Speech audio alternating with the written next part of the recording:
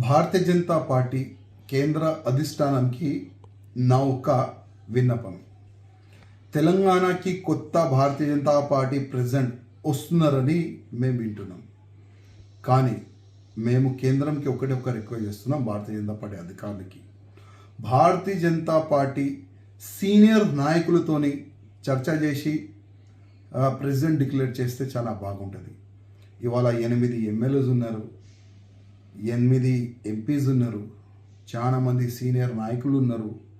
అందరితోని ఒక్కసారి చర్చ చేసిన తర్వాత ప్రెసిడెంట్ డిక్లేర్ చేస్తే చాలా బాగుంటుందని నేను వ్యక్తిగతంగా అనుకుంటున్నాను.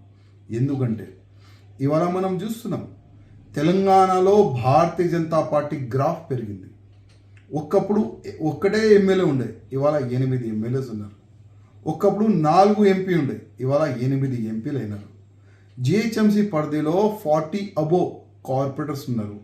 చాలా మంచి ఒక మార్పు మనకు కనబడుతుంది. ఎందుకంటే తెలంగాణ ప్రజలు ఈ బీఆర్ఎస్ రాజ్యం చూసినారు, కాంగ్రెస్ రాజ్యం చూస్తున్నారు.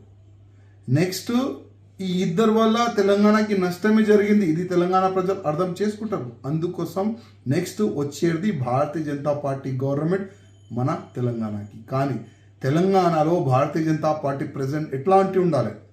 అగ్రెసివ్గా దేశం పట్ల, ధర్మం పట్ల, సమాజం పట్ల అందరికీ తీసుకొని పోయి అట్లాంటి ప్రెసిడెంట్ని చేయాలని నేను కేంద్ర అధిష్టానానికి వ్యక్తిగతంగా రిక్వెస్ట్ చేస్తున్నా. ఎందుకంటే చాలా మంచి ఒక అవేర్నెస్ ఉంది, మంచి మార్పు ఉంది తెలంగాణ. అట్లాంటి సమయంలో మంచి ప్రెసిడెంట్ తెలంగాణ భారతీయ జనతా పార్టీకి అవసరం.